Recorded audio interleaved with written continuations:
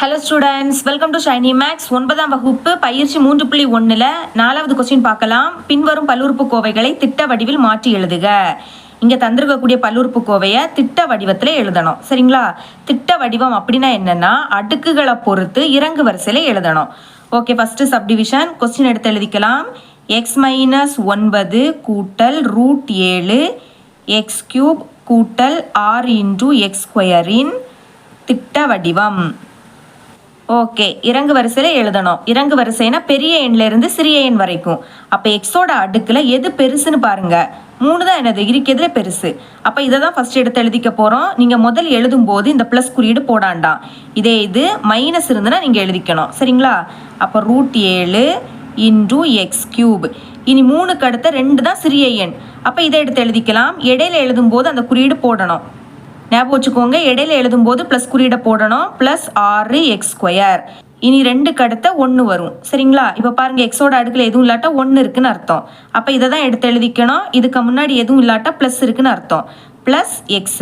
அடுத்த எக்ஸே இல்லாத டேர்ம் இதுதான் -9. இதுதான் இதோட ஆன்சர்.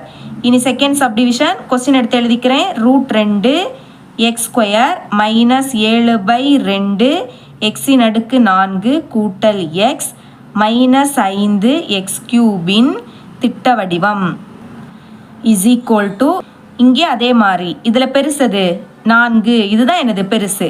அப்போ மைனஸ்னா முதல் எழுதும்போது அந்த குறியீடு எழுதிக்கணும். -7/2 x⁴.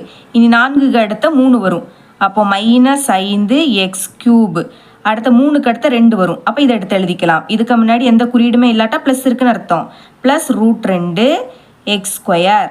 அதுக்கு அடுத்த 2க்கு அடுத்த 1. அப்போ எக்ஸ் தான் வரும். எக்ஸோட அடுக்கில் எதுவும் இல்லாட்டா 1 இருக்குன்னு அர்த்தம். கொஸ்டினில் அடுக்கில் 1 கொடுக்கல. அப்போ ஆன்சர் எழுதும்போது அப்படி நம்ம எழுதிக்கக்கூடாது. குறியீடோட எழுதணும் +x. இனி அடுத்த எக்ஸே இல்லாத டேர்ம் எதுவுமே இல்லை. அப்போ இதுதான் இதோட ஆன்சர். தேர்ட் சப்டிவிஷன் கொஸ்டின் எழுதிக்கிறேன். 7 x³ -6 ÷ 5 x² கூட்டல் 4x -1 திட்ட வடிவம் = இங்கே வரிசையாக தான் கொடுத்துருக்காங்க. ஃபஸ்ட்டு x⁴ 3 இருக்கிறதுல பெருசு. அதுக்கப்புறம் x², அடுத்து x, அடுத்து x இல்லாத டேர்ம்.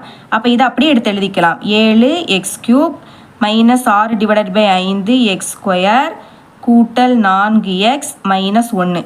இனி ஃபோர்த்து சப்டிவிஷன் y² கூட்டல் √5 × y³ -11 -7/3 y கூட்டல் 9 y⁴ திட்ட வடிவம்.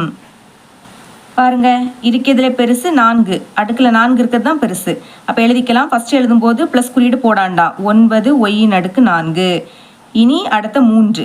சரிங்களா? இங்கே இடையில எழுதும்போது ப்ளஸ் குறியீடு போடணும். +√5 y⁴. இனி 3க்கு அடுத்த 2 வரும். முன்னாடி எதுவும் இல்லாட்டா ப்ளஸ் இருக்குன்னு அர்த்தம். +y².